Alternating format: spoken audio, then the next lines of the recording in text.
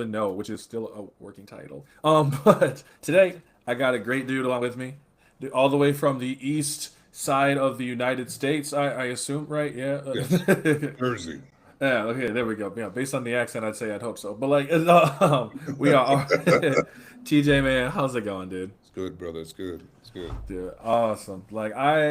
Oh man, I had one yesterday. I had actually a podcast yesterday that was supposed to happen, but it fell through, and I got all bummed. So like, I always get kind of nervous like the day before. That's all. I'll always ask the day before because I'll have someone at like 10 something be like, "Oh man, I can't make it because Because my dog ate my burger," and I'm yeah. just like, "Ah, fuck." Well, I almost because so we have two cats Mm. and we're watching my girlfriend's sister's dog. So it's been like a kind of a difficult situation because the cat's like, "What the fuck is this?" And the dog's like, "Oh, what the fuck is that?" And then they're kind of fighting. The dog barks a lot. I love the dog, but he barks a lot. So at first I was like, I don't know, man. Like I'm gonna bark. I might tell him like I could do it another day. But then I was like, why? Just do it. Just do it now. It's very rare for me to find. That's one of the reasons why I got on your lives is because I like the fact that you're welcoming to talk about things. It's like you could find people that like the stuff you like, but when you actually like, it's funny because it's funny talking to people that like video games or whatever it is you like, and you start talking to them, is like, and then they're like, whoa, that's a little bit too passionate, man. That's a little bit too much information, like because I get passion, I get ranty. No, and that's good You know though. what I That's mean? So, good. but I it's good to find people that accept that oh and yeah. because the one thing for me that I want to do more is, I feel like instead of being critical of things that I like, sorry, my one cat's been coughing. You're all good. Yeah, he's coughing. But one thing that I think that we like gamers need to do, well, but just people in general, because we're consumers, we're gamers, we're film goers, whatever you want to call it. I think that we need to share ideas more than criticize because Yeah. it's just like, all right, well, we could sit here and say, well, Elden Ring this or blah blah blah that, and like this could have been better. They should have did it like this. I mean, ultimately, it's like a lot of us, and especially people on TikTok, a lot of people are armchair game developers. Like a lot of those Oh, people are talking about, they should have did this, should have did that. It's like, brother, you've never developed a game.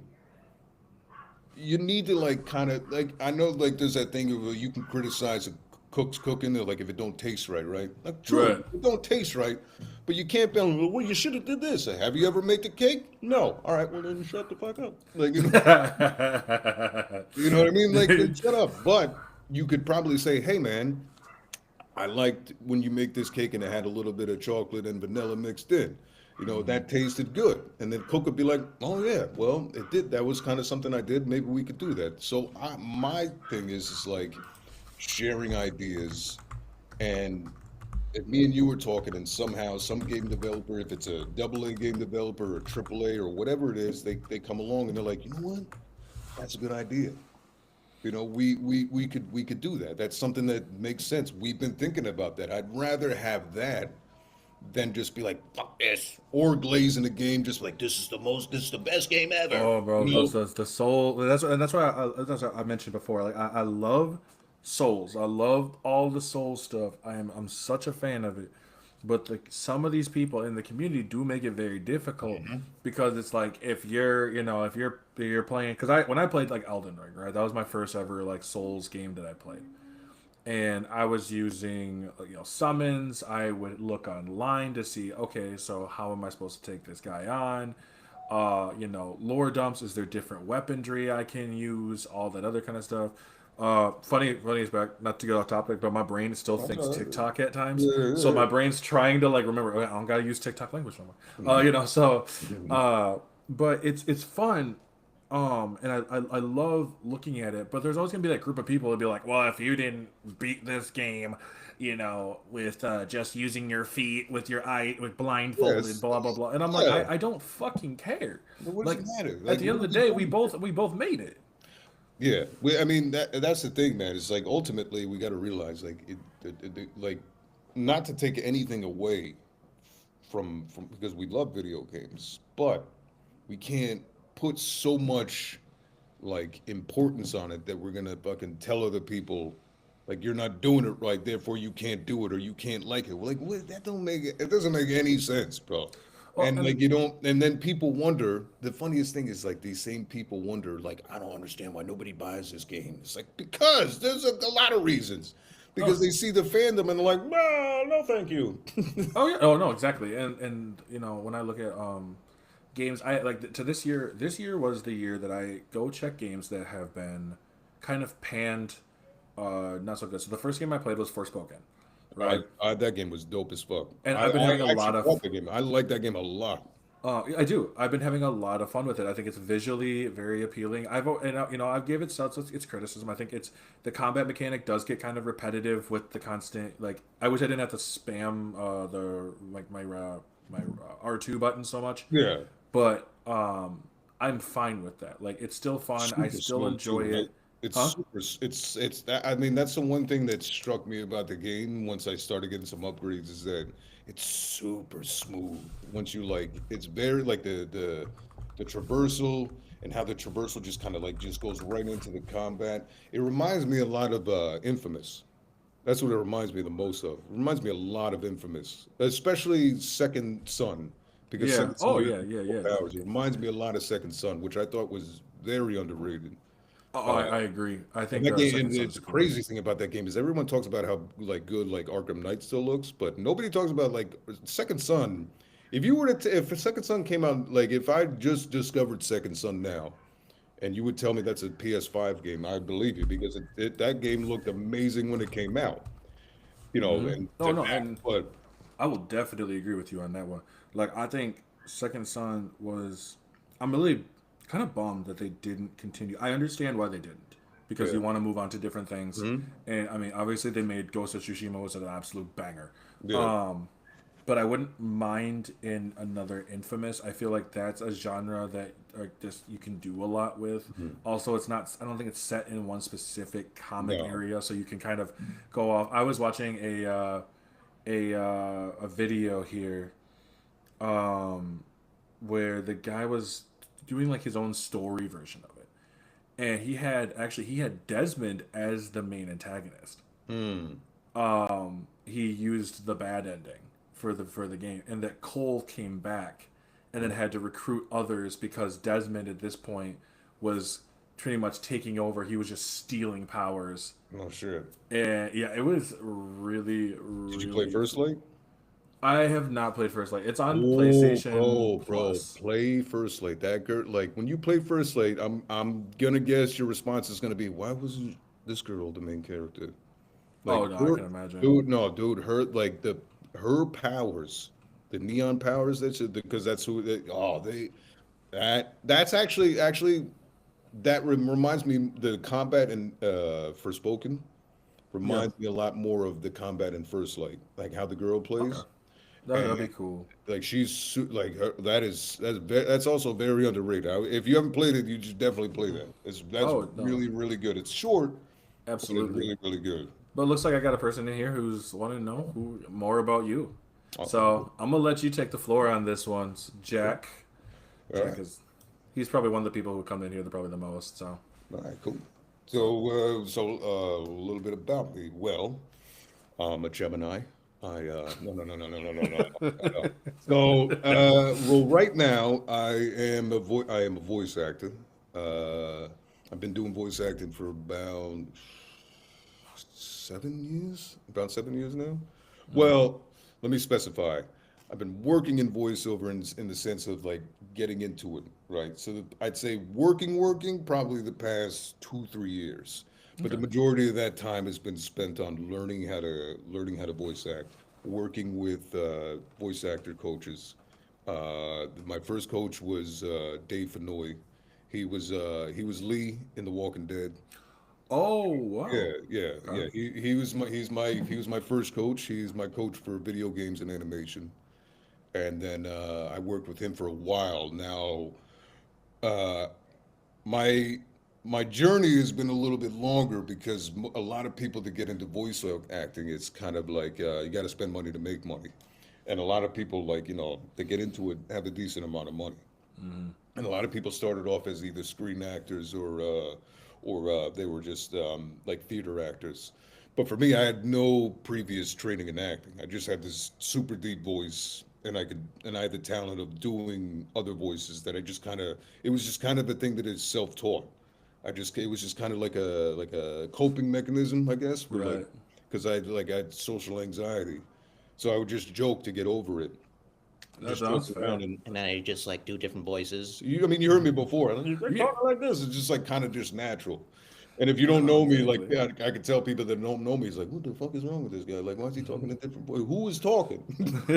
Well, and that's what it's, and mentioned that because that reminds me of there was another, I think it's Aaron Paul from Breaking Bad. I Yeah, think they said he had no acting coaches, never went to school or anything, just pretty yeah. much just kind of showed up and was just like, I'm good at what I do. So I mean, that's the thing. Like it's dope, but I mean, I've heard the industry is quite tough. Well, it's tough. Well, now it's tough because here's the thing. It's a lot easier to get into voice acting, but it's a lot more competitive because after COVID, so many people were just like, well, work from home. Voice acting studio, work from home, of course. And then you saw there was a lot of people that were just kind of want to make a quick buck, and they had enough money to get the equipment, speed the process along. And a lot of people actually you could do that. Like you can definitely fake it till you make it type of deal. But for me, I looked at it like, well, all right, everyone wants to make money faster. But for me, I was like, I don't really know. I mean, I can act. I mean, I have some talent, some natural talent, of course. I'm not selling myself short.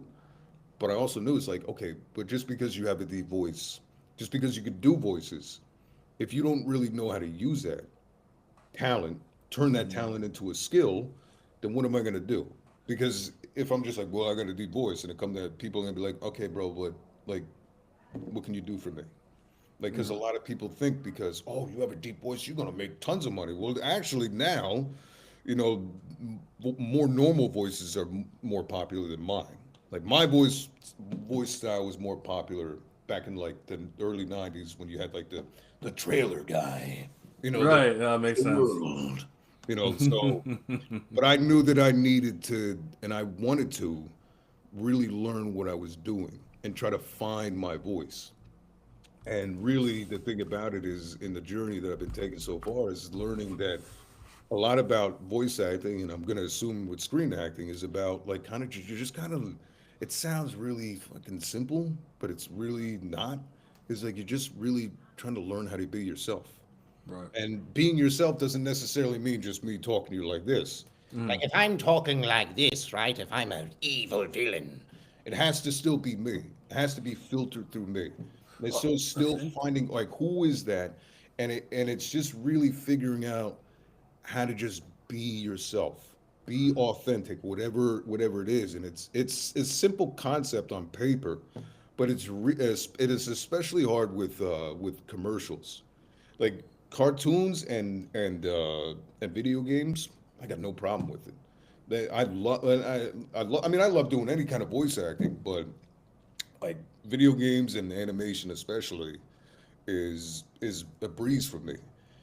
Commercials are hard because commercial, especially now, they want more conversational. Like you'll see that a lot when if you're a voice actor, and you look at the specs. That's when they'll have the script, and then on the bottom they'll have the specs, and that's pretty much just like what they want from your whatever the performance is. And in a lot of the specs for commercials, it'll be like conversational read. That's what you'll see a lot, conversational. But it's really hard to say buy this for nine ninety nine in a conversational way. It's kind of hard to find a character and to find, for me at least. And I'm not saying for everyone, just for me, it's hard to find that like kind of natural quality when I'm trying to sell somebody something. So that you know what I'm saying. That's the thing is, and again, it's just me realizing, okay, but that's what he means. That he means like finding who you are, learning how to be yourself. So where even if you see that buy this for 5.99 or special deal, whatever it is, you could say it naturally, but you just got to work up to that point and really find that and just really be kind of in a way you're being critical, but you're also it's not like you're defeat. It's not defeatist. You know, you're Right. being critical of yourself. You're listening. I listened back because what I did for years is every day I would practice 2 or 3 scripts, and I would make sure that I did. And no matter what, in plenty of voice actors have told me like, I don't do that. We don't do that. I was like, yeah, but I want to every day. I want to try to kind of grind it and try to and just listen to myself obsessively and try to figure out, okay, what's natural? Like, how do I find that natural place to where it, you know, and that's the fun part of it. I mean, it's challenging, but it's fun. But it can be frustrating because especially when you're left to your own devices, because I haven't got any work yet where I was directed. Most of what's that thing? Yeah, understanding how to read out something mostly pre-written as if you are naturally saying it sounds simple, but hell no. No, it exactly because you're telling us like I'm trying to think of a script that I can come off at the top of my head, but they wanted a conversational read for it, and when I first got it, I was like, how the fuck am I gonna? None of this sounds natural at all. And there's everyone has that inclination to fucking be like, well, you can buy it for $5.99. It's like nobody talks like that. Like, bro, nobody talks like that. And then you look at it, you look at the script, and like, wait, man, like they want conversational. Nobody talks like this. And that's when I found my other coach, who was Rick Wasserman. For the commercials, and Rick has done. I mean, if you watch UFC over the years, he did the UFC commercials. Oh, okay. He was the Walking Dead commercial guy for years. He was the Walking Dead guy.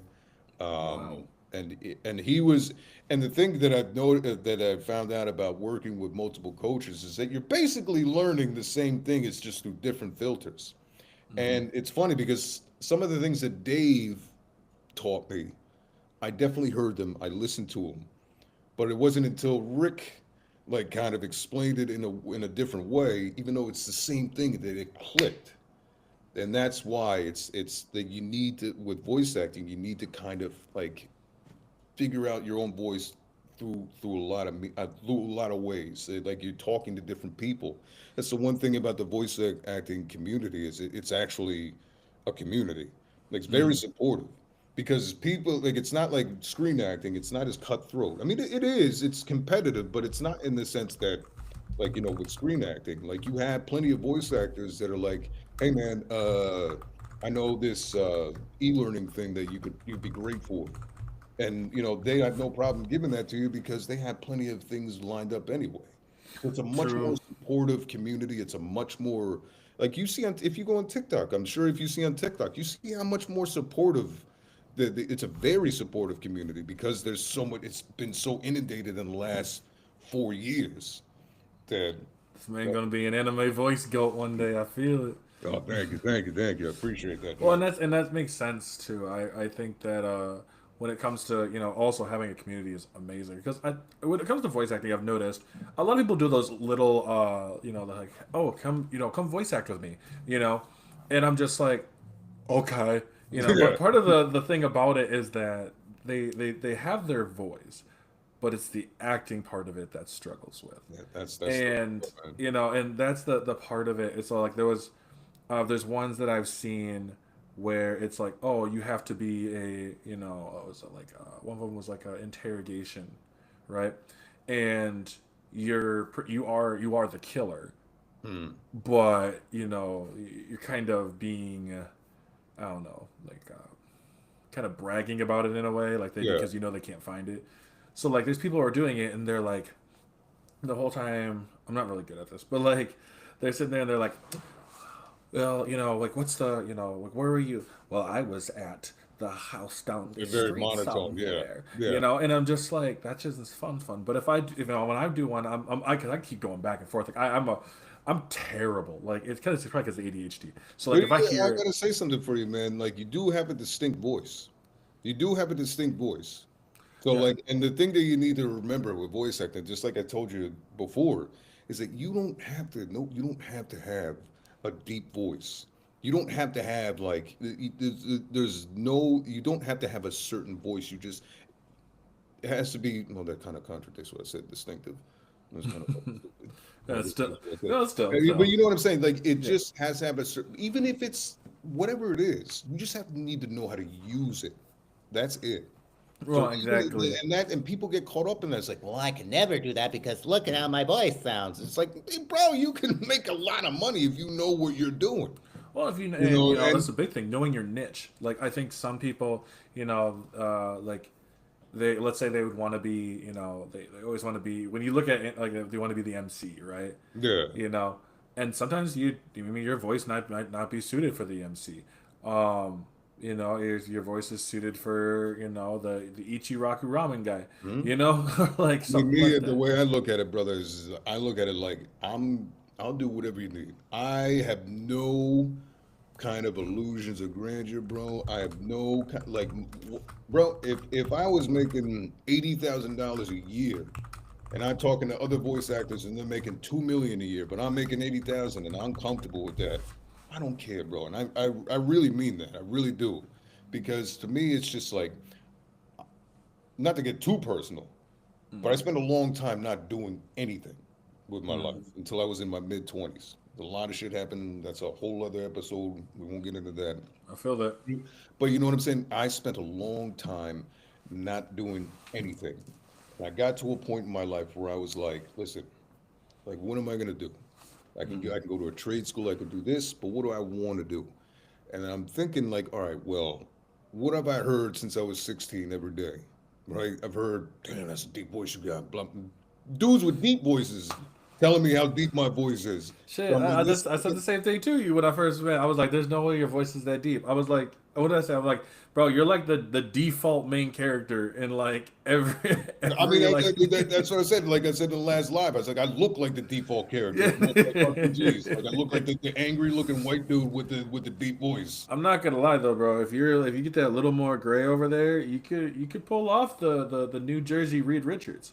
Oh, maybe. Like, The more the harsh one, like, and it's funny, bro, is because a lot of people when they meet me, they expect me to be way bigger because they expect me to be like 6'5". I'm like, nah, man, I'm 5'10", barely. If we're being generous, I'm 5'10". If I'm being nice to myself, I'm 5'10". Like so. But that's the thing that's like again, like so I had that voice, and I knew I could do voices and stuff because I could do Stewie, like the in Yes, Stewie's my favorite character on Family Guy. I love Stewie so much. He's so funny. Oh my god, he's so funny. So I could do Stewie. So people are like, well, you got to do other voices. And I was like, no, no, no. I mean, it was just, I knew I could do all these things. So I'm thinking, all right, man, well, what about voice acting? Like, just try it. So it was never like, oh, it's not even for, I mean, it's to make money, but I also want to make sure that I'm fulfilling myself creatively. And also Yep. that I don't want to get too big for my britches, and that's also it's like kind of strange way that's a little bit egotistical too. Because I'm thinking, well, I don't want to get too popular. It's like, calm down, bro. Like Yeah, a lot of well, people that you get the know voice what? acting like I it's always feel like a lot of those voice actors probably also thought the same thing. Because yeah, at yeah. one point they're like, "Hey, I didn't realize that I was just doing bits and pieces here and there, and then all of a sudden, boom! Now I'm one of the leads in like a new video game." Mm. I had a conversation about last year at Anime Milwaukee, which I'm going to next week, which I'm kind of stoked for. And that one I had a conversation with Ben Starr, Mm. who did the voice of Clive from Final Fantasy 16. Oh shit. And Now, which one? 16 was. 16 was 16 was the one that just came out. that was the newest one that All just right, came out. all right, all right. And he did fantastic, but his voice is like, it's weird because Clive's voice is like way down here, really deep, really like it's just like, I'm like, bro, I wouldn't trust you anywhere. Like, it doesn't matter if it's in the battlefield, it doesn't matter if it's in war, it doesn't matter if it's at a Burger King. As soon as it reminds me of like a fantasy Jason Statham, you know? Right, man. That's right. Yeah, you just know that, like, you're like, I don't like, I know that someone's getting fucked up, but I don't know when. You know. Yeah. Um, Yeah, man. That's what throws people off, man, because a lot of people have, like they said, well, I had a couple of people like, that's not your real voice. Because they hear me doing other voices. They're like, They think that this one's like more natural for me. 'Cause I can do this like I can do this forever, man. Like I just like, hey, what's going on, buddy? How you doing? This is what people expect me to sound like. Like, hey, how you doing, buddy? so when I talk like this, they're like, wait, hold on a second. That's not a real one. You're making it deeper. So then I like fucking with them. Like, well, I can make it deeper than that.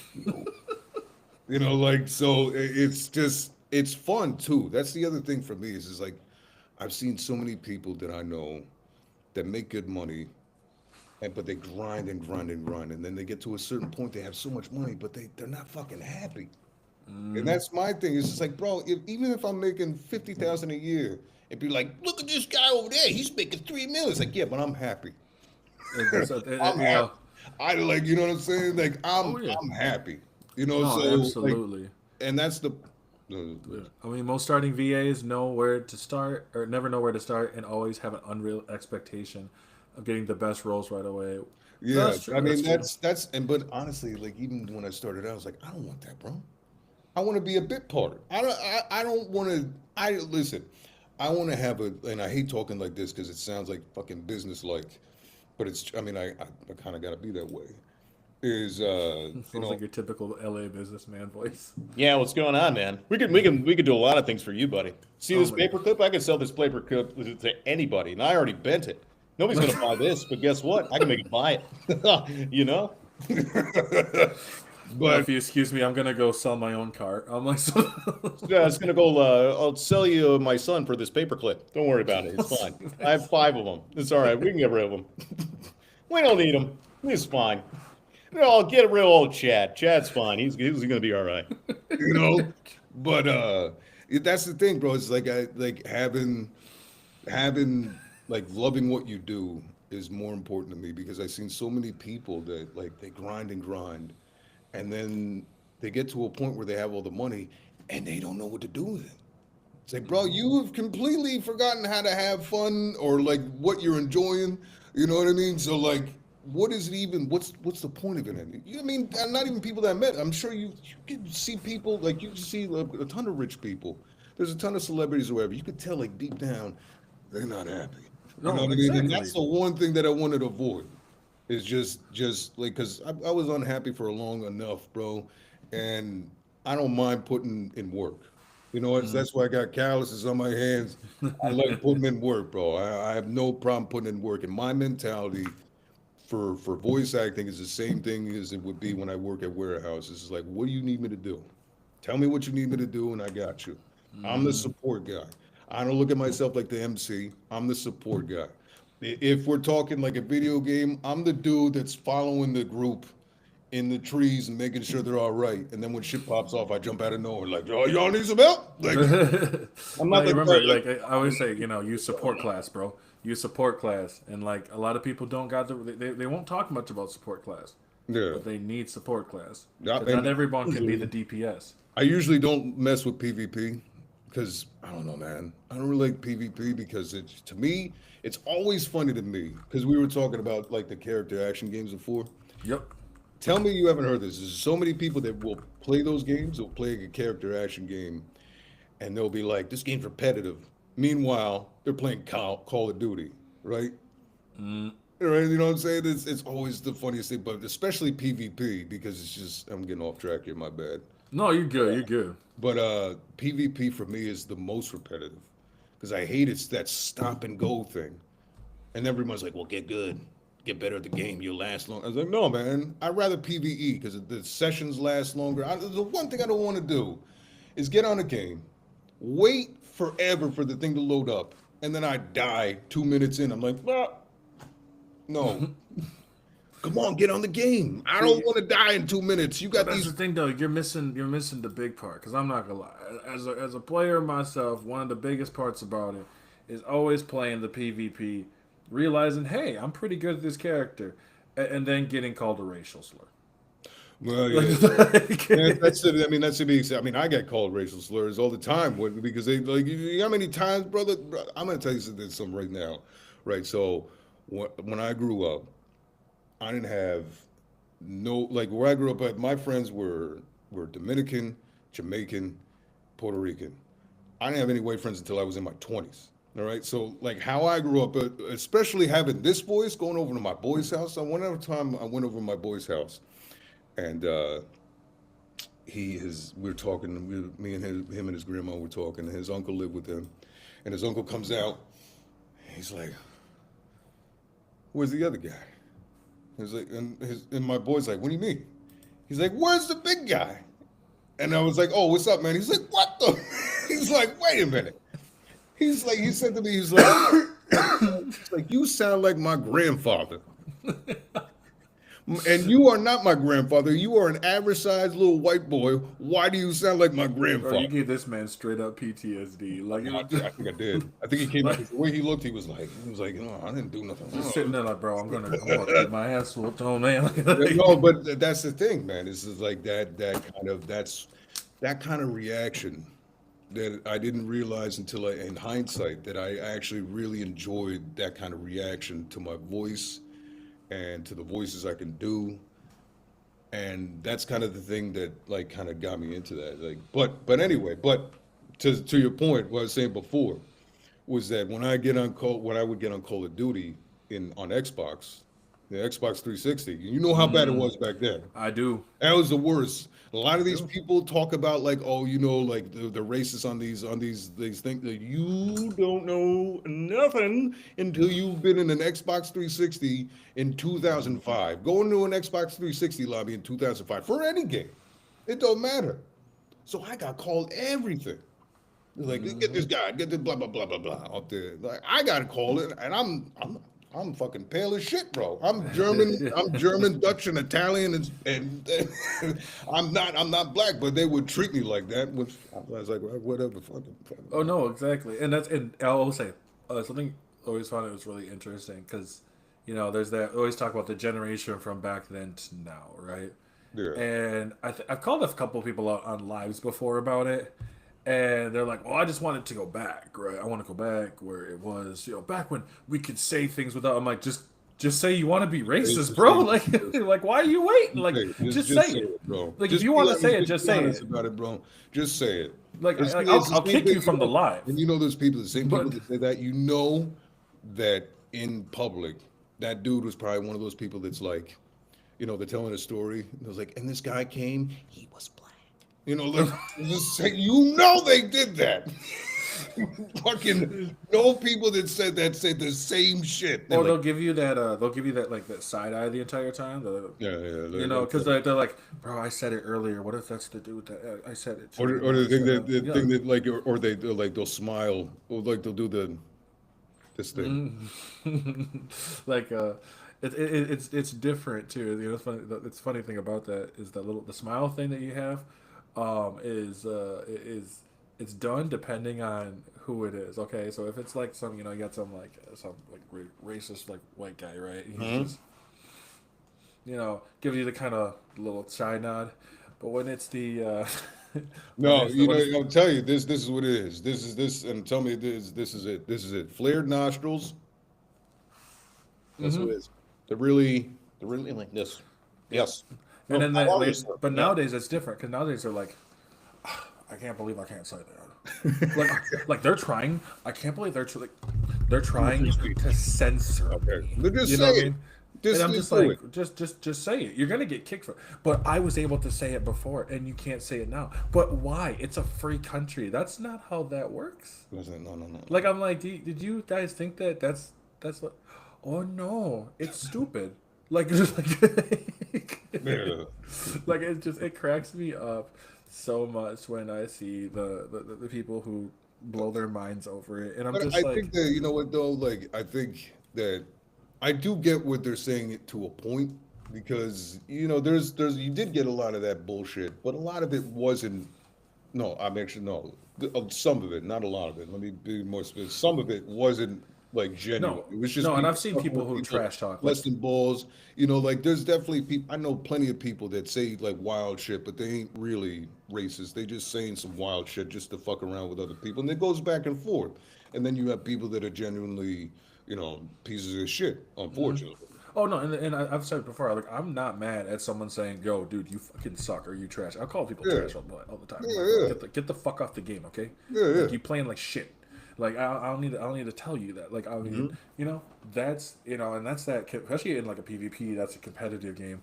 Nowadays, it's the get good kind of mentality. But when you are going off to be genuinely a person who's being racist online, honestly, I'd rather just have you say it outright than be like, well, I mean, I'm not racist, but proceeds to say some wild ass shit. You're like, That's how you know it's gonna happen. Like, Listen, I'm not trying to be racist, you know what? but I was like, you know what's just as bad though?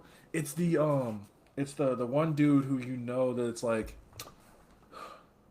So hear me out, and I'm like, bro, I know what's going to your head, and I know that I'm gonna have to walk away from you. that we're not as hear me out. You know what hear me out means? Hear me out in translation means.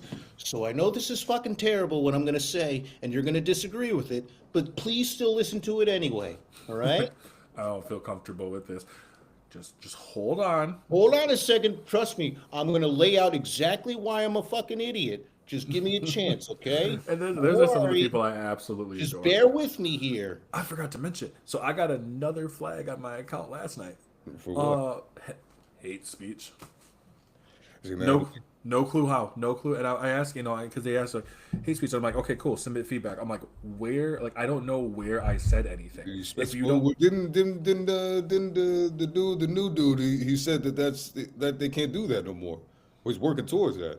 yeah, I think he is trying to work towards it, which is like, Well, sure, well- at that point it's just gonna be street justice. But like, I mean, like, Yeah. but it was always interesting. It was funny to me that I was like, I got messed hit up. for it. That's messed up that they just flagged you and they didn't even tell you why. No, I mean, hey, my job doesn't tell me when they're gonna fire me. They just do it. So True. unfortunately, but yeah, and that's the thing. Like I'll say though too. Getting back, you mentioned something about I know we talked about it before, but it was about like the fighting, like character fighting games and stuff like that, or actually just fighting games in general. I'll start with fighting games because I don't know if you're a big fighting games guy. I love fighting games. I love fighing games, But did you I guys did you can't see my play video? them too much because fighting games. So listen, I'll tell you something because so you get to know me. I have a bad temper. All right. All right. I have a bad temper. I don't know if you know the complexion, but my temper dictates that I punch drywall. All right. So nothing gets me more pissed off than fighting games, except for myself. Myself is the only one that can piss me off more than that shit. But fighting game because I love fighting games. I choose not to be competitive because I know when I get competitive, I get real vicious, and I hate that part of me. So I have actively throughout my life avoided being competitive because I'm like, I could be a fucking monster. What kind of temper? Punching things or gamer words? Yeah, probably a bunch of things. Like I- I'm definitely like a bunch of things type of dude. I definitely fucked up my controller because I gripped it too tight. I've broken many. I've never, you know what I've never done. Surprisingly, nobody believes. I've never thrown a controller and broken it. And if you've ever seen me get mad playing games, you would expect it like, oh, that dude's definitely breaking some controllers before. I never have. But what I have done is squeeze controllers so hard that I broke them. And now one of mine has a drift on it. Oh no! Oh, the one, and it's my favorite controller too. One of them has a drift on it now because again, my Oh no, temper- that happens. That happens. My What? my wife saw me get mad at video games when we were started dating, and she's like, "There's two games that got me pissed," and this is gonna be funny because the two games that got me pissed, and the first one was Madden, which is fair. It was just more because Madden's games are that goes flawed. without saying. I don't even play The that. second one was Hot Yeah, Shots yeah. Golf. And I was like, I'm like, why I got mad? She's like, why do you get mad? I'm like, because I've no one else to fucking blame. Doing everything it tells me to do, and I'm not working. I'm hitting the ball and it just doesnn't go in. And I'm like, I love don't Hot fucking Shots. know why. I fucked with Hot Shots Love back in it. the day. I got it on because I went to Blockbuster when they had those. Right. I didn't have shit for the PlayStation. They have nothing. It was either that or Roller Coaster Tycoon, and I was like, no. That's all they had. I was like, no, I'm not doing that. So I was like, fuck it, I'll get Hot Shot, even though I've never golfed, not interested. and I was like, damn, this game's fun as hell. Like that game is really fun. Really Oh no, fun. exactly. Way more fun. I like lightly punch my desk a bit, but that's usually for a purposeful action to just let it out and not so much of a knee jerk reaction. So that's fair. He's a much more I responsible don't throw person. my controllers because my Xbox controller looks like this and I think it looks really cool. Oh yeah, But like that's because I'm cool. yeah, if the thing's funny is like I look at it as like as soon as I go, like, if I went to go on this to go chuck it, my brain thinks dollar signs. Yeah. And I'm like, no. So what I do, I have my the bed that that my wife had, our guest bed, is just I just sit there and I'm like toss on the side. You and then I gotta, get up and leave. but I feel like now in getting growing in age, because I don't like saying getting older. Because you know what I've been thinking. Leveling The up, bro. last few years I've been thinking like how you talk to you, the small microscopic things that you say to yourself really do have an effect. Because if you keep on telling, oh, I'm getting old, your brain's like, yeah, we are getting old, aren't we? And the body's like, I guess we're getting old. And then your joints are like, fuck yeah, we're getting old. That's why I don't like try to refrain from like certain shit that I say out loud to myself because I talk to myself a lot. Dude, that's fair. That's fair. And that's I you know know, you're probably not surprised with how much my ass be like ranting all over here. So hey, talk it's to all myself good. a It lot. happens. Yeah, but so I try to say growing in age, not getting older. But anyway, one of the things I forgot what I was saying. No, and I think this like I think when it comes to also like, you know, as because I want to use that term now, is growing in age. I'm gonna have to start reframing my brain for that. Is the fact that like you see things, you know, differently than you did beforehand. Like if I was, even when I used to get mad, I get silent. You know, but when it came to like, Not good. That's Yep. terrible. it was I because was it just came to gonna- fighting that's how games. I remember what I was gonna say is like you need to let it out. It's uncomfortable, like within reason, obviously. If you fucking hurting somebody or like You yourself, should, yeah, no. which I've hurt myself and never actually hurt anybody else out of my anger for games or my anger in general. Well, that's not true. There's a couple things. But in terms of games, I've never really, but I still think you need to get it out because holding that shit in, that's not good. Oh yeah, and Because so that's why what I'm always like these try again. Years, bro. If I would have like not been so repressed, I would have had more. I wouldn't have had these grades in my. I don't Well, the thing that I think was funny is like the reason why it got me was it was during what finally got me to trigger like off that rage was it was during my fight with Melania in Elden Ring. And Melania is by far, I would say, the toughest I've never played, boss. but I've seen the videos, and Yeah, she's the toughest boss fight in the game. I got secondhand anger. Oh yeah. In some of the And so videos, I was like, oh. I was playing it and like I got to her second form, and then I was like, I understand it now. Yeah. You know what I mean? And then I'm like, okay, I understand it. Like I'm feeling it. You know what I mean? I'm feeling it. It's like Ichigo when that music starts swelling up, and then she offed me again instantly, and I was just like, not fucking, I'm done. And so like, I just was like, Little things, man. It's like I don't. Oh yeah, I was trying to think of the game recently that really set me off. But it's usually fighting games, man. But I love fighting games because it goes back to what I was saying because about that how dynamic they are. And the one thing I was going to talk to you about it, and not the last live I was in, but the first one, but I had to go. Which I was thinking like it would be dope if they figured out a game to where a character action game or whatever, where you start the game and you pretty much have everything, right? It's just like a fighting game. Like when you start a fighting game, you don't have to unlock any of your moves in fighting game. You have everything at your disposal. right. Really, the game part for me at least, because I don't really play. When I get fighting games, I usually play exhibition matches against a computer. Right. Because I like getting good to the point where you can essentially just choreograph a fight scene. That's kind of like I like getting good to the point where I could just. But anyway, I think that it would be good that one of the game parts for me of a fighting game is learning each character or whichever character you want to learn. So you have a character action game where you have everything at your disposal and from the get-go. You're gonna get other stuff, but like you just have a huge amount of things you can do. But it comes down to how do you actually use it? Learning how to use that character correctly, but also I would have it to where the enemies are just as good as you. and there doesn't have to be you. It doesn't have to be you fighting like a huge crowd of people. It could be 3, 4, 5 people in the level, but they're just as skilled as you are, and you can have these long drawn out fights, and they're essentially just like it's like fighting game. It's like a fighting game within that game, and then as you progress, sorry, I think I got one. what's that? Have you played Sifu? Oh yeah, I love seafood. That's what reminds me of that you're talking. It reminded me of But Sifu. I'm talking like you have it from like when you start the game and you look at your moves. You have say like Tekken especially. Like you look at anyone's move set in Tekken, it is crazy the amount of shit that you can do in Tekken games.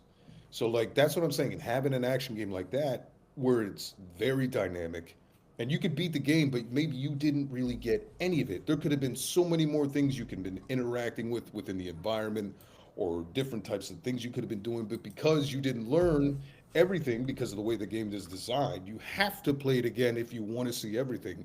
But within that, I would like to see more games where the enemies upgrade with you. Because to me, there's a lot of games that have great combat. They're very challenging. But for me at least, the enemies aren't that fucking fun to fight. And they're not that interesting looking. And that's something that I kind of discovered in recent years. Like there's been a couple of games I've realized in the past, like, well, this is a great game. Why didn't I like this? And then I was like, wait a minute. I didn't really care about the enemies. And I don't think a lot of people really realize that either. It's like some a small thing because you feel like you're getting through it. You're just getting through it. You're going from point A to point B. You're just getting them out of the way. But then you realize, well, yeah, like the enemies being fun to fight, not even just challenging. It's one thing for them to be challenging, but are they fun to fight? Are they interesting visually? Also, like, how do they react? Again, it goes back to that discussion we were having earlier. I think a big part of it for games for me going forward is like really kind of those small quality of life things that they could be changing and really focusing on them. And I think that if you focus on enough of them, they come together and they make an experience like feel very different.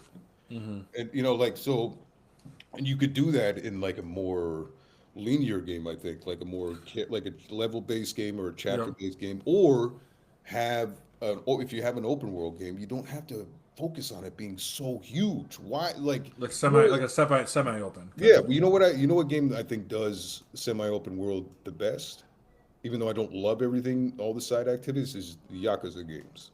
Because Yakuza games to me, the amount of the worlds feel alive, and to me, like at this point as a gamer, at this age, at this point, what I want to see is like because there's so many games that kind of like nailed down their gameplay. Like you play a first-person shooter, you know what you're getting, right? There's only so many things you can do in a first-person shooter, but there could be so much. There could be little things that you can change about it that can make it feel like a new experience, like a fresh experience.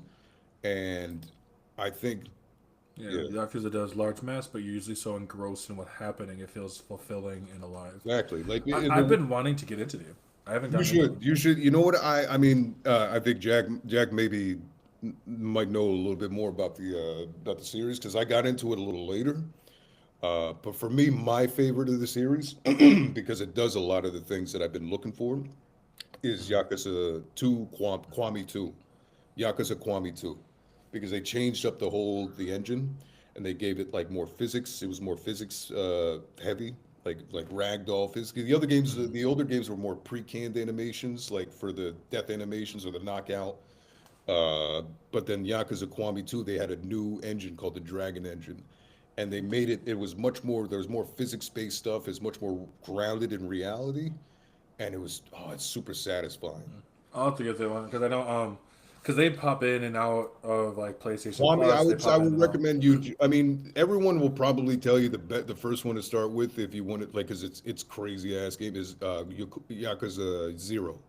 Okay. That's probably the recommendation. I can bet. I'll make a bet right now that if you get if somebody tells you where to start, they're going to tell you Yakuza 0. But for me, it was Kwami 2. Okay, yeah, I'll probably start off with Yakuza 0 and then just keep moving through them because they look like something like really fun. Look, I'm gonna say it because no one ever.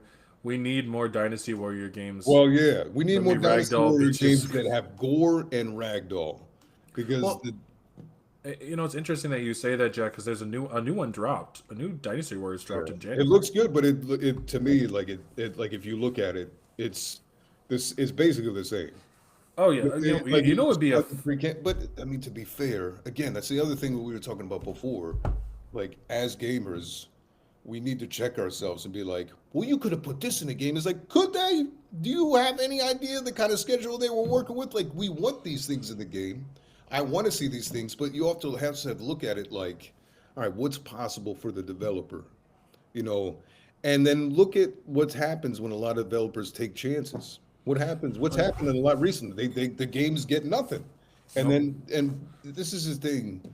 I'm sorry to get sidetracked, but No, you good. it's something that I've been thinking about, like that just really gets under my skin. It's like, and I'm guilty of it too. So don't get me wrong. I'm not saying I'm not guilty of this shit or that I'm above doing it or in the now, past, or future.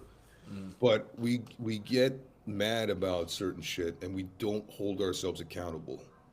Like, if you get mad at a trend, if you don't like this publisher making money because they're like Activision, don't buy their games.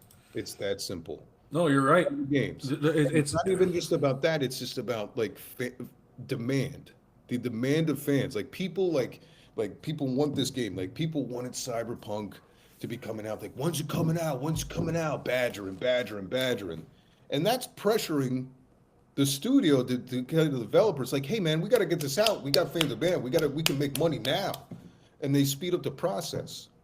And then when the game comes out and it's unfinished, I'm not saying putting the blame all for fans on that, but we do have to take some accountability for this shit.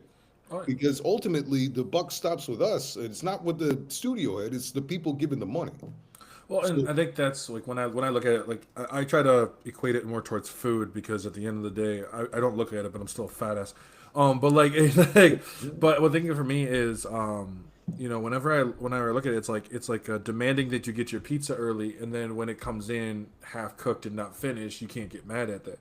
So I think Exactly. when I look at games like Dynasty Warriors, make sure to take that chance, and let them cook on it because they know what they're. I think a lot of developers know what they're doing, but you have to let them. You have to let them develop the game. You have to let them be okay with it. Like you bring up, with Dynasty Warriors. Honestly, one of the things I love about Dynasty Warriors is because that format can actually be pertained to quite a few different games. I actually think it'd be really fun having a Star Wars based Dynasty Warriors. I think a Star Wars based Dynasty Warriors would be super fun. We had one for Zelda. They had one where it was like a bunch of PlayStation. I mean, I'm going to be straight up with you. I think my two favorite of the Musu style is two anime games. And two actually three anime games. So I'm not a fan of One Piece. I don't hate One Piece. I'm just not. I don't care for. The Pirate Warriors. But those Pirate Warrior games are dope as shit. And They are I really don't even like One Piece, and those games are fun as hell. The other one is Fist of the North Star: Ken's Rage. Came out on 360 and PS3. No, we gotta fight. I'm sorry, what did this man just say? What happened? Oh, you mentioned One Piece. Oh, yeah. It's like the trigger word. It's the trigger word. Sorry, I'm not saying One Piece is terrible at all. I'm not knocking One Piece. It's for me. I told you, like, I don't like the anime with the bug-eyed, like the big mouth.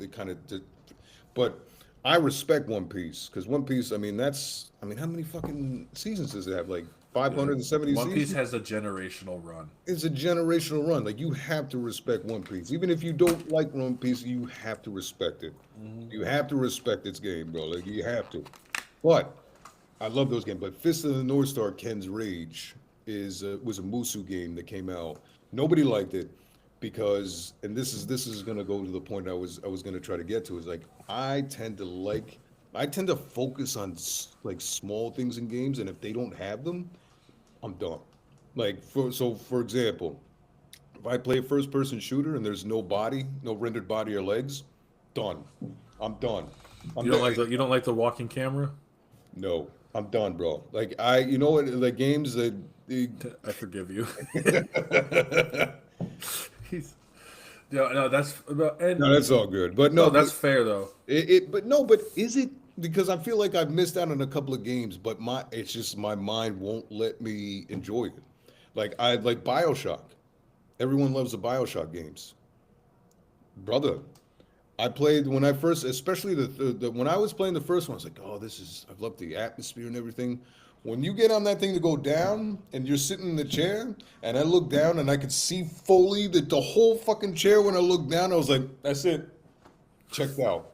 And it makes no sense, but for me, it like my thing that I realize is like I'm all about immersion because the thing for me, brother, is like with games, what I was trying to get my philosophy, and I know my man was getting he was a little pissed off about it the other day, which is understandable because again, like it's like you like Was a that certain was that Peter or was that Senpai? Was that Peter? senpai, I think senpai, I was gonna say, yeah, which is that's fine, you know, like It again, happens. people, I still think that games have a not maybe in a long way, but they have a way to go in finding their own language and how they tell stories because I think games have become too focused on trying to be cinematic.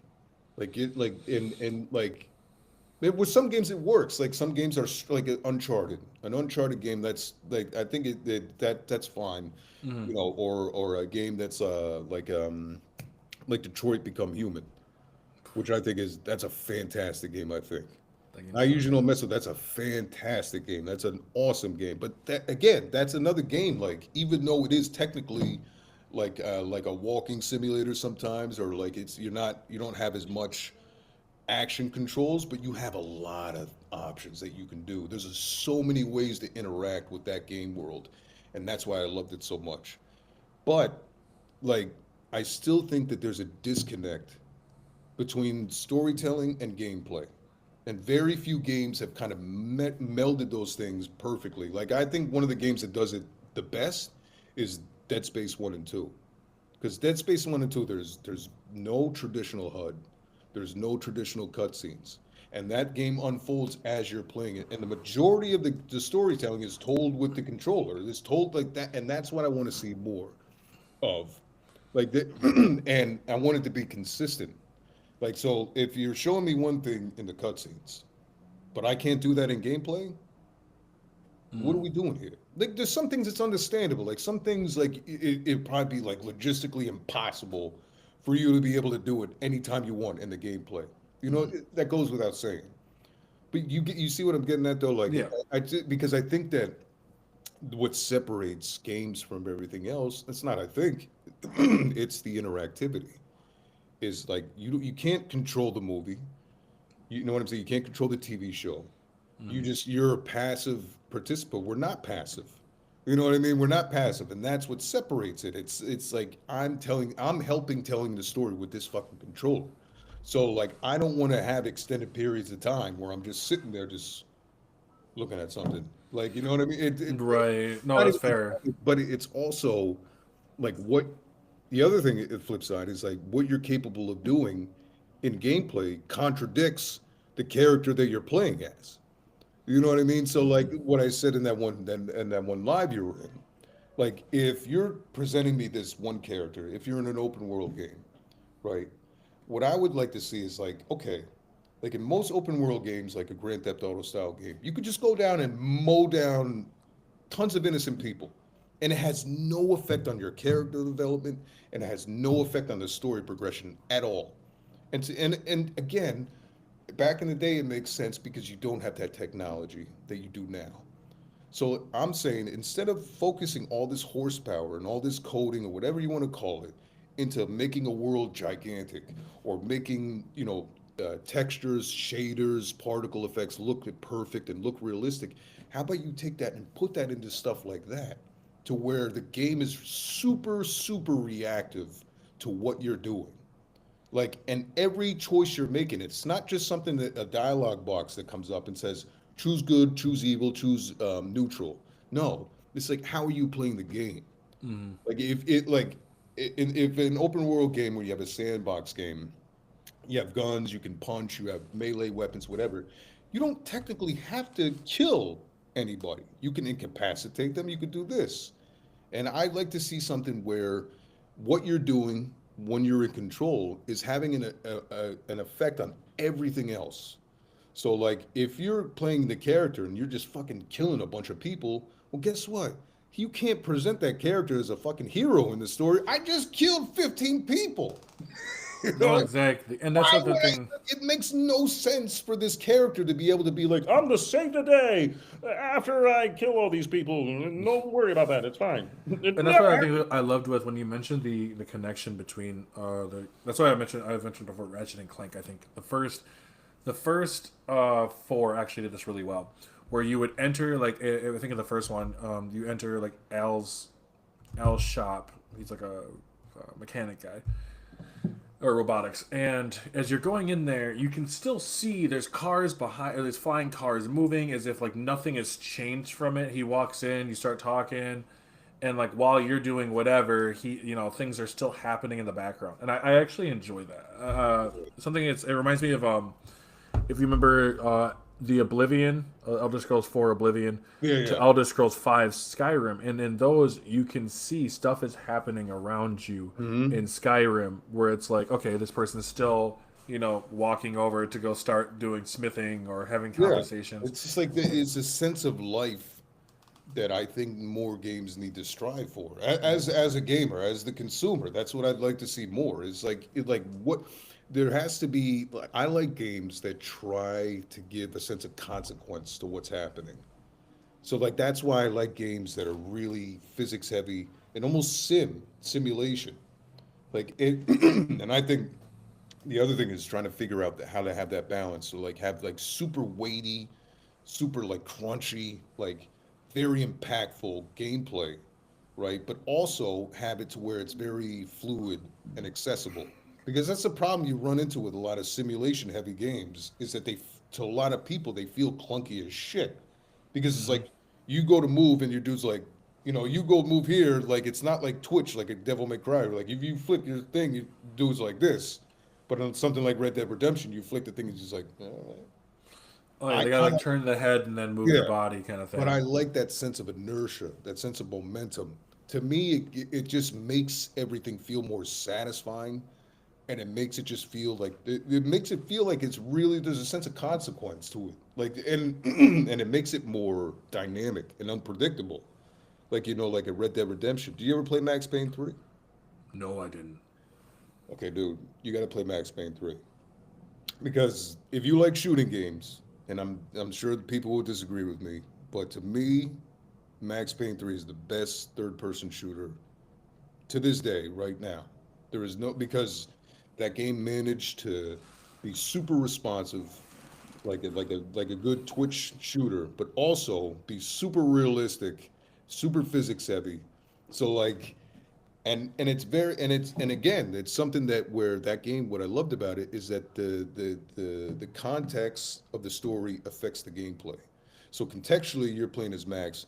He's a fucking alcoholic, he's a pill addict, he's out of shape, you know what I'm saying? He's in a psychosis. So when you're playing that game, it feels like you're controlling a middle-aged fucking dude that's drunk and fucking taking pills. Now, for better or worse, that depends on the person. Like, you know what I mean? But I felt like that they managed to do that, but also make it very responsive.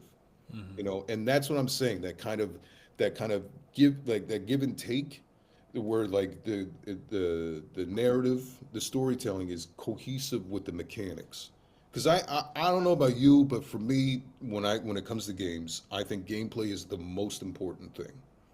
That's the most important thing to me because if you can have the best storytelling, you can have the best characters in the world. Just for me, I'm not saying this is the law of the land. Just for my taste.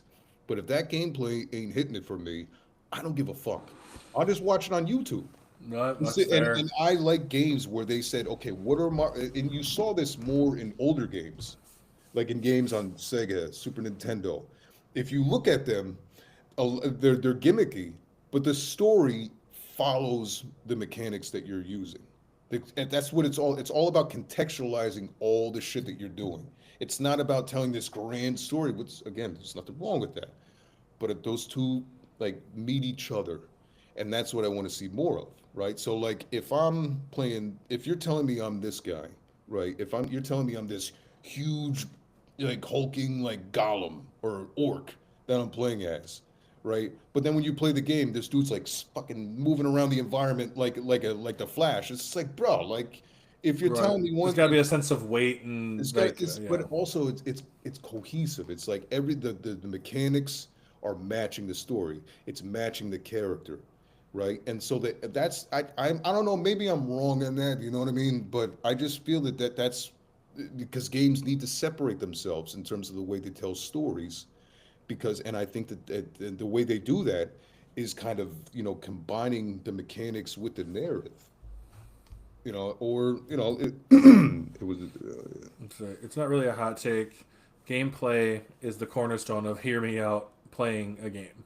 Mm, No, I think I get what that means, Jack. And I think at the end of the day, yeah, I mean, gameplay is it's super important. It's not just if the controls are smooth or not, but if it's like if it feels like you said, it needs weight, and your character needs weight. Like one thing that's really interesting is Anthem, right?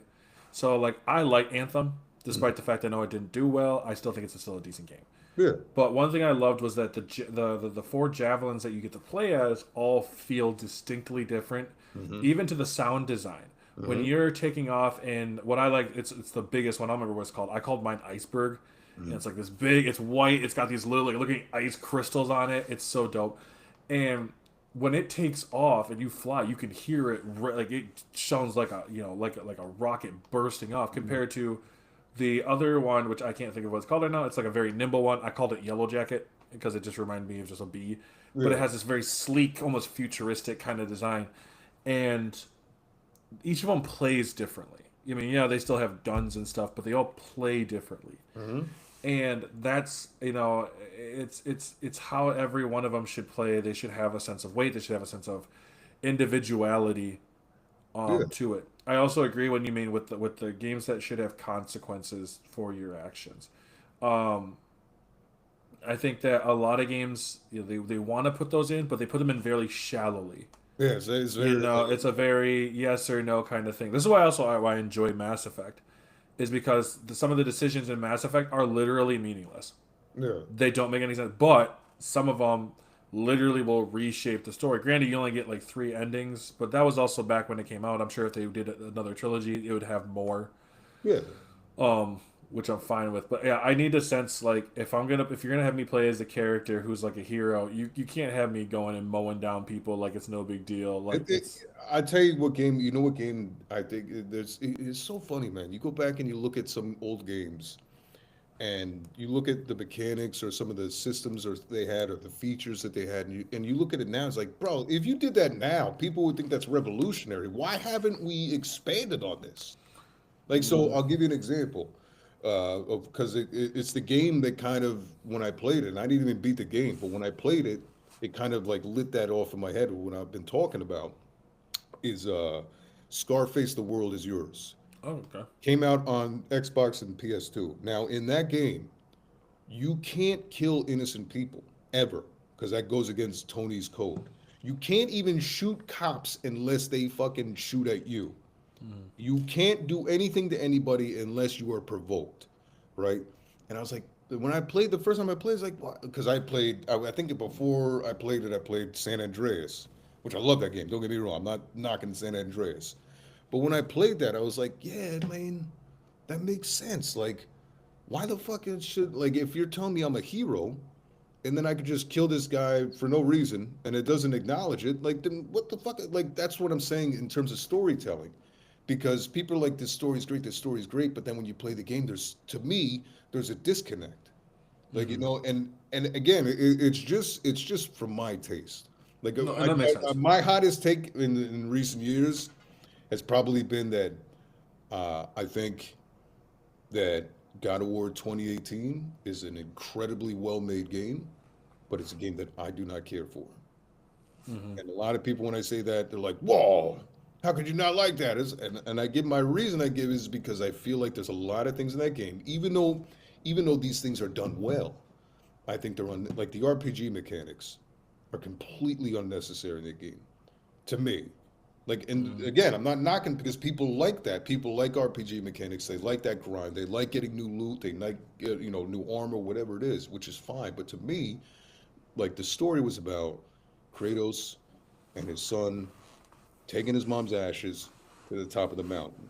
When I was looking up at the when I was looking at the interviews and all the behind the scenes stuff about the game before it came out, the game director talked about how he was really inspired by the movie The Revenant, which is a single take shot, and that was his inspiration for the short stories that he wanted. He said Dead Space too. He said Dead Space and how like it's seamless transitions between gameplay and cutscene. And I was like, wow, that sounds great.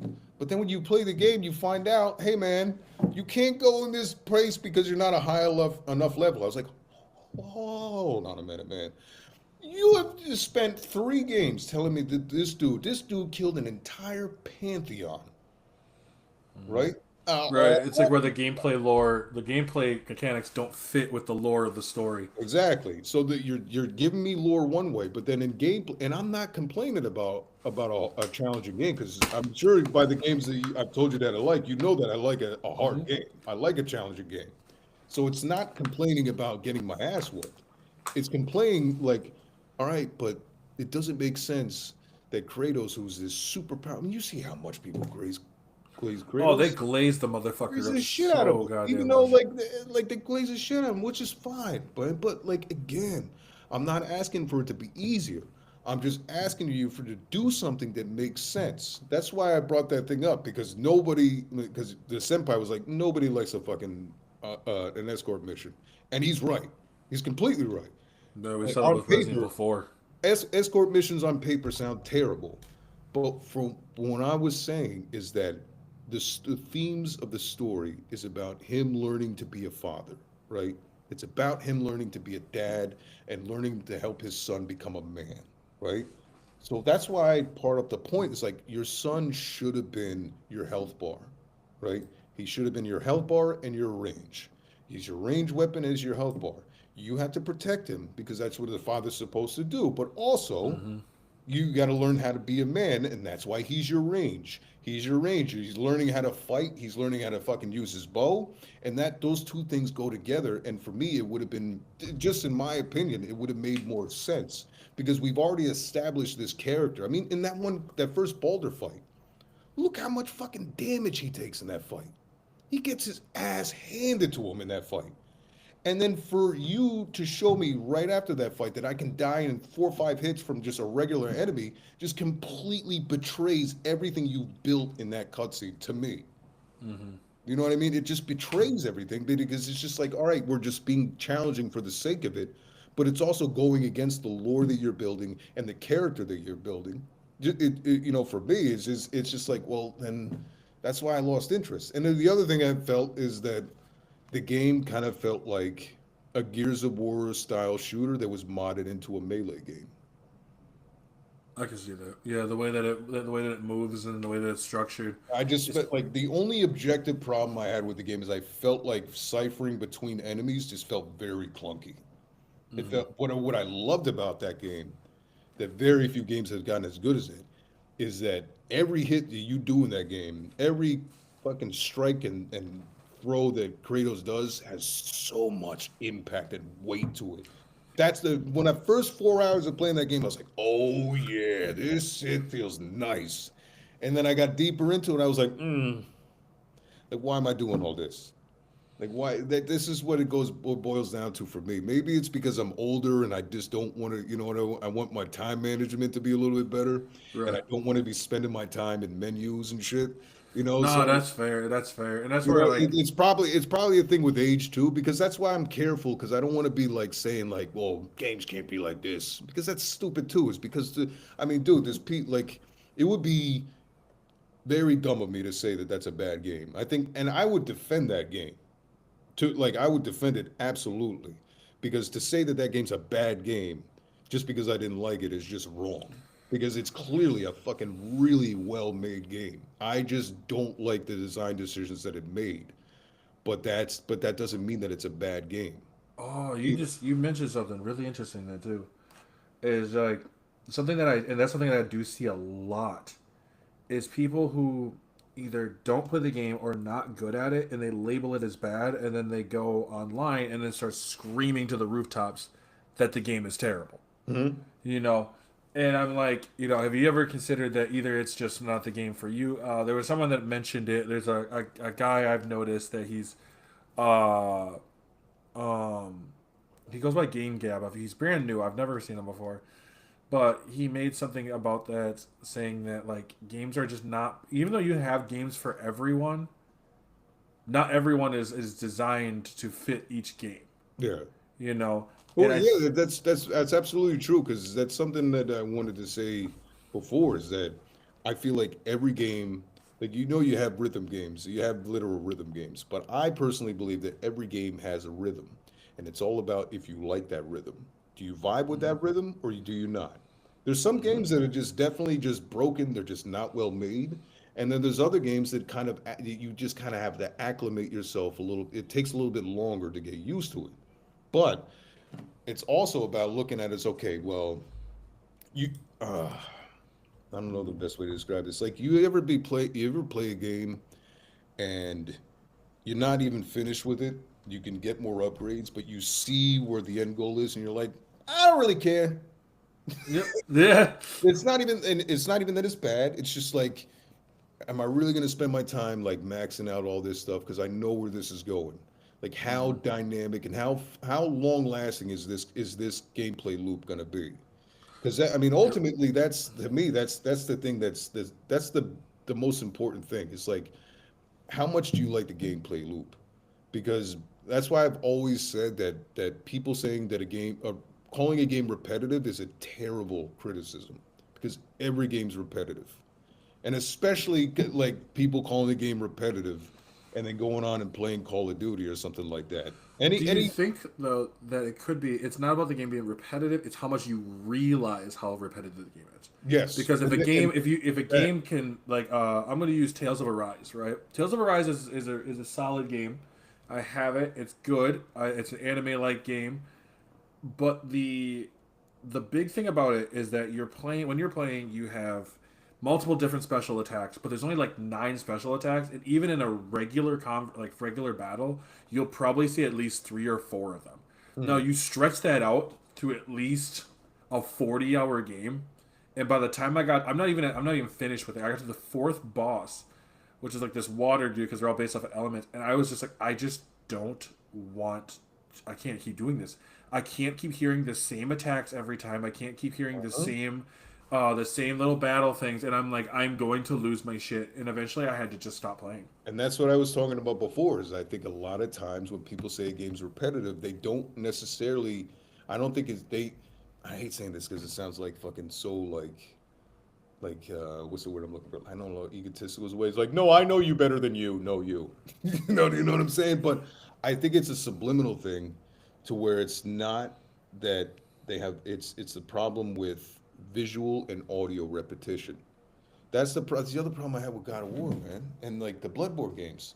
It's like, bro, I don't mind dying a bunch of times, but show me something different. Like if you have like, I'll give you a perfect example. That what any well, this Kratos literally has the same death animation. He falls out like he has low blood sugar, like he just fucking boom done, and it doesn't matter how you get hit, where you get hit. You just fall back like you just need to fucking eat some. I can't play that game now because I'm gonna think every time he just like hit his type 1 just You hit just really hard. stop insulin. Boom, done. Like, this is the thing. If every time, and again, it goes back to the thing. Is like you don't know the development process. Me and you don't know how fucking difficult it is to fucking develop a game. We can only say so much. But having that said, come on, man. Like if I get that, what was it? And and any one of the troll, because there's just like all the bosses in that game is just a different variation of the same troll. Yeah, that part was That's the other thing really about the game, but really that goes to really that dumb. repetition. This is I think back to what I said this morning about the One Piece live action. I hate it. I think they fumbled a lot on it, and it had no real reason to exist. However, I cannot deny that they still did a good job. Uh, where I can't just label it as bad as a general statement. It's unfair to the work people put Yeah, into it. because you could tell. Yeah, that's the one thing I didn't see all of it. But I mean, Yeah, I don't know. I didn't show all of but it. But yeah, he's right. Like that's the thing. That's the thing for me with games and movies, is that you can tell even if a game or movie is a piece of shit, but you can tell when the people making it were trying to do something, and I respect that more than any kind of factory fucking shit, like factory spewed fucking thing like a AAA game where it's very polished or whatever, but it has no soul. That's I think is the biggest thing for entertainment stuff. The stuff that we like is that there's so many things that are incredibly well produced, but they have no soul at all. Interesting that you mentioned because that's how I felt with so that's what I felt with a lot of the Madden games, like the Madden games, and then NCAA. I felt like that at first, Yeah, yeah. but then I started watching as they kept improving it. Hmm. Better, the better gameplay, better. They would work on fixing errors. They kept going back and forth through it over and over and over. And I couldn't say that it was like, okay, I can't say this game is bad. I'm like, I got so much because they willing to put in the work to try to make this better. And you're correct. It's like it's just these people. No one goes into. I always say is no one goes into development to purposely make a bad game. No, Like no. that's a waste of everyone's fucking time. There Yeah, might be things that other you than don't like about it, and you're right. There are games that are just not good. They're you go and you play them, and the general consensus is the gameplay is pretty bad. You go to play it, the gameplay is clunky. It's like okay, yeah, this is. I'm not gonna be like oh my god this game is shit, but like I'm gonna say that this is not your best work Yeah, yeah. because I believe even as as developers, granted, like you mentioned before, we only see it through the consumer perspective. We don't see it through the developer side. Um, but I got to say that like we have a air or a sense of gamers do have definitely a sense of entitlement when it comes to these games that they need to start chilling themselves out with. And be okay with not every game being a Last of Us, being every you should be trying to shoot for your best. I Of think course, that's yeah. totally But possible. like you're not gonna get that. And No, yeah, right now Avowed is like that. So Avowed came out. It's made by the same people who made Obsidian, right? Obsidian. Yeah. So was it New Fallout New Vegas? Yeah, which is to Um, me the best Fallout. Yeah, so and I'm like, this game it's good. It's nothing groundbreaking. It plays similar to Skyrim. It's a little more cartoony. I'm fine with it. I had another dude. I'm like I was watching. He was like talking about how there's too many bears in the game, but he's just being goofy. But like, I was like, this game is fine. I don't need every game to try to be this 10 out of 10 cinematic, epic adventure thing when I can just have fun. Give me my fucking Harry Potter wand and my spell book and let me cast lightning out of my fingertips. Like, Yeah, I don't, and that's where I know that somewhere he mentioned in there too.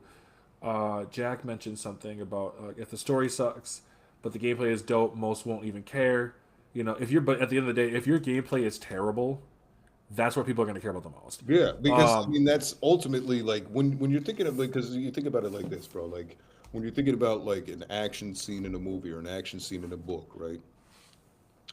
So, in with a game, you're basically choreographing that shit anytime you're in a battle or whatever. Like that's part of the storytelling right there.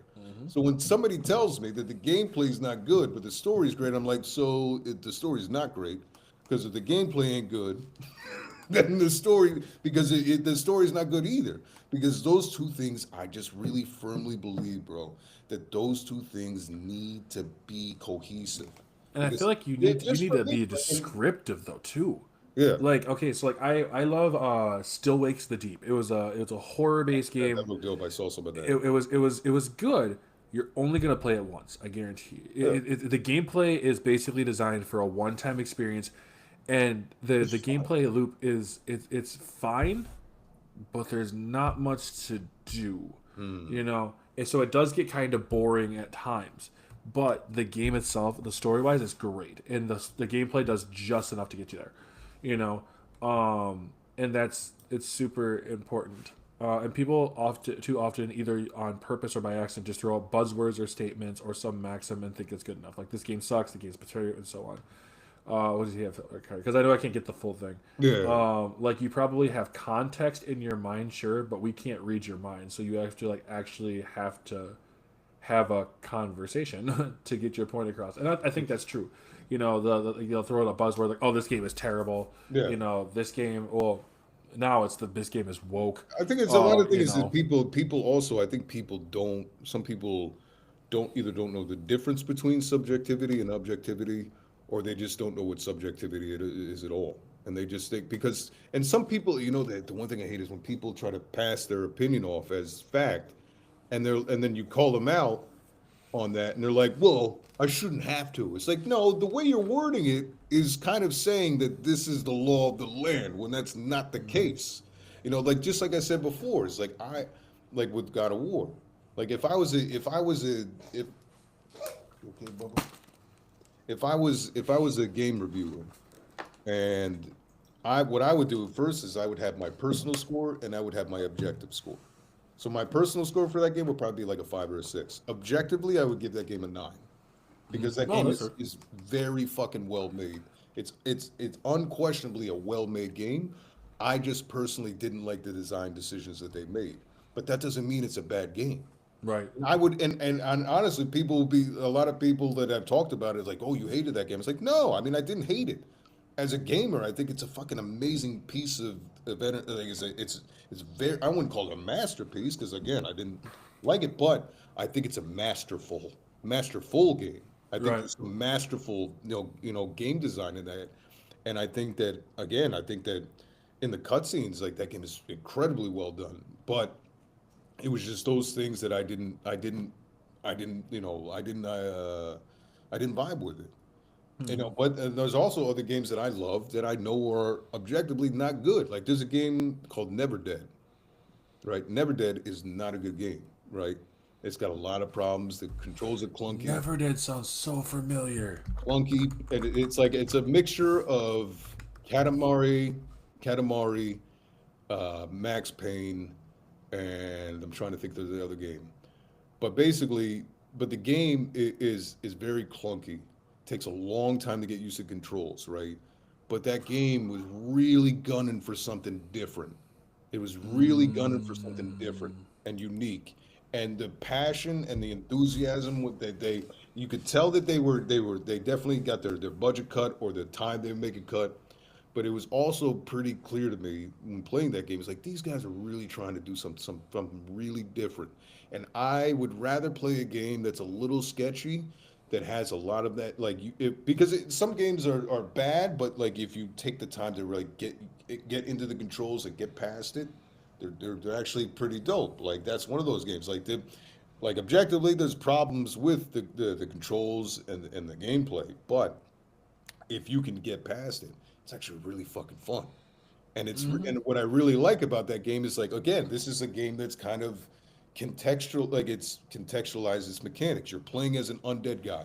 He's immortal, right? So in the game, you don't die. I mean, they do have a fail state, but most of the time is you can't die. You just get blown apart, and you have to roll your body around just like Katamari to fucking reform and regenerate your body, right? So again, on paper, sounds crazy, sounds ridiculous. In practice, it gets a little bit drawn out, like the levels will take a little bit longer because you have to like roll around and get your body can get a little bit arduous, but I found it very satisfying, like how unique it was.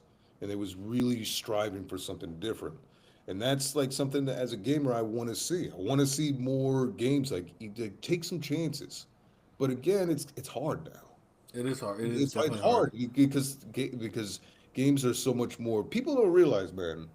Like the one thing I hate hearing is people like gaming's dead. It's like no, it's not. It's not dead.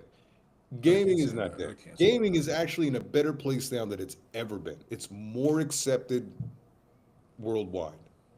Like think about when like me, like I'm older than you, but like we're not. I'm not that much older. You think about like fucking 20 years ago.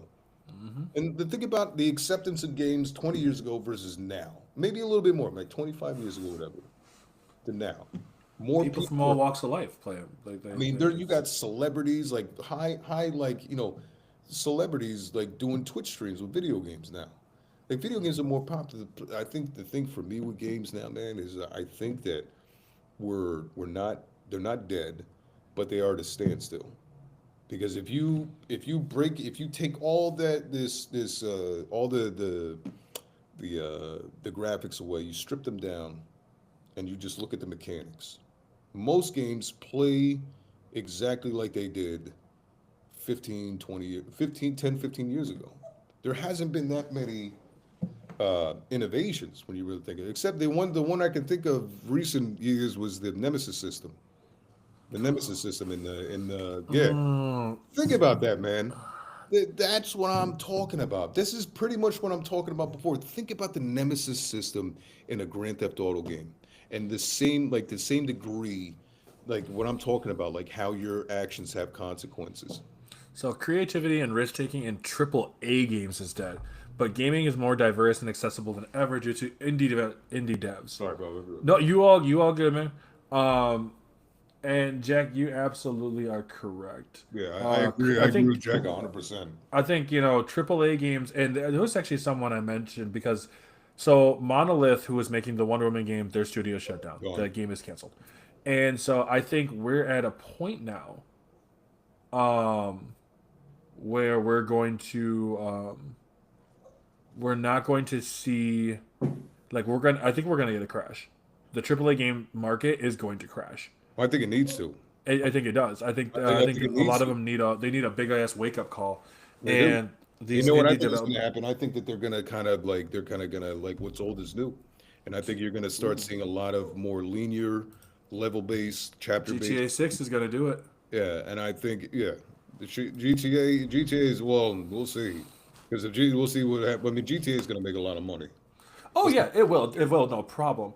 I think that game right there. That game cost $2 billion That's to make crazy. between the marketing, all that stuff. $2 billion. That's- Do I know are they gonna make it back? Absolutely. But the point of it is that it's going to destroy their gaming industry, and I want to be like a Doom, No, no, like a I don't think it'd be doomsayer or whatever it cool. is. I think it's just being logical, man. But it's gonna be very expensive. I think people are all of a sudden not gonna want to get it as much. It's gonna come in bug. We knew it's gonna come in buggy and stuff like that. It's a huge game. I mean, I'm not really surprised. I've kind of just come to accept that some games are gonna come out a little more buggy than others, especially in a game of that kind of scale. Yeah. You'll still see you'll still see people shilling over it like no other. This game might have, and whatever. You're gonna see this game is amazing. You'll see people talk about how this game is gonna be the next greatest thing, but I think it's gonna come to a point where their game companies will be like, I'm not gonna make that. And you're right. I think you're right. I think you're right. But I also, in a little bit of Rockstar's defense, a little bit, not from the business aspect of the gameplay. The one thing I really like the direction they've gone in terms of their gameplay. A lot of people don't because again, it goes back to that simulation thing, and that's not as widely liked as like your San Andreas. If you look at San Andreas and what's my favorite Grand Theft Auto, like in many ways is the fourth one.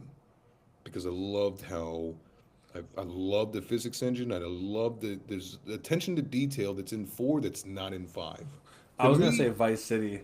Well, Vice City is dope as hell. I love Vice City. Vice City because the '80s aesthetic is. 80s, I'm not gonna lie. Anything '80s is fucking. Well, it's cocaine, man. Like, dude, I'm telling you, like when if you look at movies, look at if you look at just the synopsis of most movies that came out in the '80s, you're like, first of all, who thought of this shit? Second of all, how the fuck did this get money? Like you look at some of the movies that had theatrical releases, and you're like, bro, how much cocaine was involved in this? Because dude, listen to the music in the '80s. It just like if somebody's like, "What do you think cocaine sounds like?" It was like play any song from the '80s. That's probably what it sounds like. Oh yeah, I mean you had these movies like I've been looking for through old movies that I've been watching, and two of them that popped up. Well, the first one was The Page Master. Oh, Page Master. Yeah, Hmm. which is that's old as all hell. And then the other one was Never Ending Story. No, bro. Never Ending Story. That's a great movie. I love it. I love it. I love it. But again, the '80s to me, the '80s was like a golden age in terms of concepts and idea. You're not getting more wild than sorry man. Oh, you're all good, dude. It happens to the More best of wild us. than in the '80s. Because again, that's when cocaine came, and they were like, "Yeah, let's do everything." You Yeah, know? I mean, and that's the thing is like nowadays we have so much money that they shove into these games. That's why I push for people Well, to I think try that, indie that's been games. the biggest. Sorry to cut you off. Oh no, you good? I think that that's probably what breaks a lot of things is more money. When you like, I think you really want to make a great game. Obviously, you can't have too small a budget, but I think the most important thing is time. Give like if I was a game developer, like, hey, you can either have 15 million for this and you'll have 5 years to make it, or I'm going to give you 100 million and you have 2 years. I'm picking 15 million in 5 years because you look at the game, the development cycle from games in like 2000s to like nine or late 90s, 2000, like mid 2000s. You look at the development cycle and compare it to now, like games back in the day, like they on average took about 5 years to make on average. Now the average development time for a game is like 2.5 years, I think. And If we that, see what happens when they don't get enough time. and again, these games have a 2.5 year development cycle, but they have $200 million. And then you see what happens. They have all this money, and then you have all this money, and then you have all these glitches, and the games are coming out in their beta stage. Oh yeah, You know what I'm saying, like, and we're basically paying $70 to be, game testers.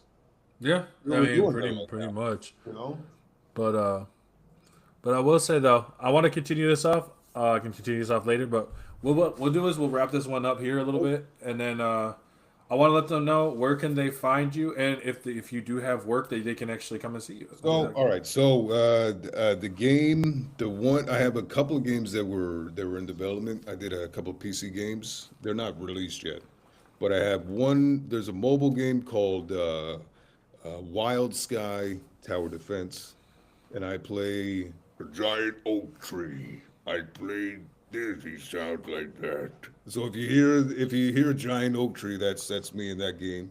I don't know how many people play that. Probably not. I hope a decent amount. And I'm going to grab it right now. then the other game I was in is called Clid the Snail. Clid the Snail. CLID the Snail.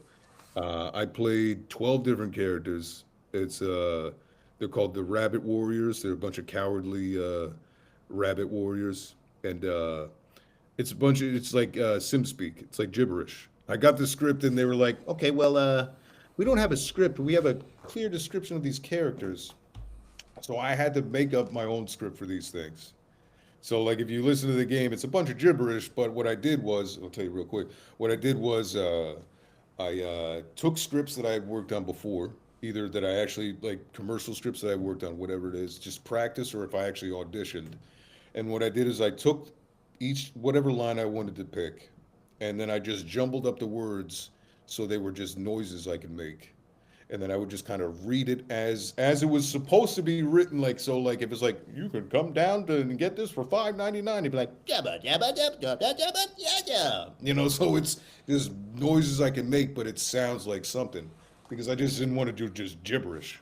You know what I mean? So those two games you can try to find me in there. It made you invent new minions. No. At They, least they, could've- yeah, that's pretty much it. And they could have paid me a little bit more. I didn't know how wide a release it was. I was thinking it was going to be like an indie like PC game on Steam or some shit. And then I saw it was like multi-platform. I was like, oh, wait a minute. Hold on, that's how much money you gave me for that? And I put a lot into that, but I don't care because it's a credit yet. I don't have a website yet, but I'm working on that right now. The TikTok, I forget what the hell's my name on TikTok. I forget. Like TJ Meza VO, voice act. I think that's what I'm on there. And Instagram, I'm just what the hell? I don't have a voice acting thing on Instagram. I got a lot of work to do, brother. I got a lot of things to put I in. feel that. I've been getting work, but I've been putting in more time and learning how to voice act. And then now is the point where I got to learn the business part. The Learn how to business part's market always the myself. hardest. Well, that's the hardest part for me because, like, I know it doesn't read here because I could talk to anybody, But when it comes to putting myself out there in like a huge platform or like in a global way or whatever, I'm like, I don't know. I'm a private dude, bro. That's been the biggest hurdle for me in this. I should have said that before when you asked about voice acting, like my journey about that, because putting myself out there is hard because I'm a little too humble. I don't like bragging. I don't like even before when I talk about my voice, I don't like bragging. But you kind of got to do that when you get into voice acting. You got to sell yourself. That's Right. the thing. So that's the thing that I'm learning now. So, but He's I'm an working at it. extroverted introvert. Yes. Yeah, I'm absolutely extra because people that talk to me, like if I'm at work, they're like, "Oh, you probably the life of the party." I'm like, "I don't go to parties."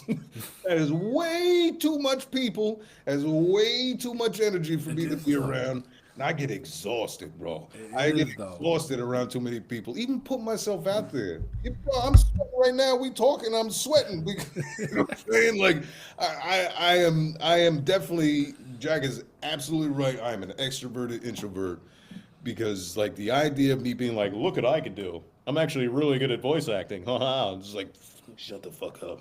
That's It's not right. even being That's insecure either. It's just like there's something cringy about it. that's that voice though. Like the first thing you think of, I'm like, yeah, this guy's named Daniel. He has 3 cars. His wife definitely stays at home. He's got one son that definitely goes and plays baseball.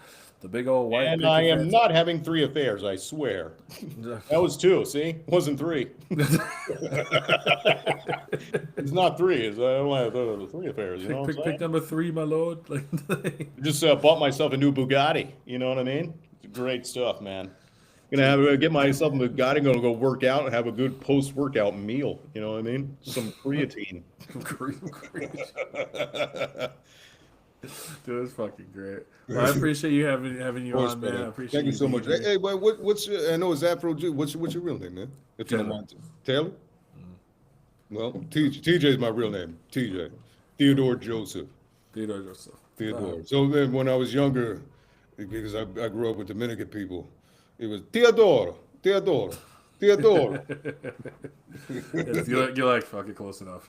Like, I was like, yeah. I mean, if it sounds like if it sounds like my name, then I guess you got it. I guess you got it. it all But yeah, works. man. I hope to talk to you sometime soon, man. I'd love to do this again, man. Great Absolutely. conversation, man. It's really good talking to somebody that first of all knows their shit, but also is interested. That's that interested in the same things that I'm interested in, and it also lets me rant like a maniac because I tend to like because I don't talk to too many people that have the same kind of things that I like. So Oh no. when you get around people that are interested in when you talk, be like, let me tell you everything. I'm gonna unload all my opinions on you. No. And I just no, and that's why I love having them. Is you just keep them as chill as possible, and it's fun. Yeah, I'm man. gonna say for everybody else who also just joined, Scorpio, I see you and in the chat. You know where you can get a hold of me: TikTok, Twitch, YouTube. This is also gonna get sent over to Spotify. I'm gonna put this on Spotify as well as soon as I get off my lazy ass and make that shit happen. But But you're doing more than me, bro. Like I'm doing the voice acting, but you doing more than me, man. I have like You 4 got your hours of sleep. shit better together than I do, buddy. It's debatable. I have about 3-4 hours of sleep in me because I worked that overnight last night. I mean, But you were working, right? yeah, I was like, You get 3, 4 they in the got morning, me. You were working, bro. They gave me off Thursday. That's the only reason why. They were like, well, we'll give you off Thursday if you work tonight. And I was like, deal. No, cool. So, but with all that being said, everyone, I'm Taylor from Afrofish OG, and I will catch you all in the next one. Take it easy, y'all. Thank you so much, man. No problem. So it gets in, and then there you go. It's good. So, How's my set?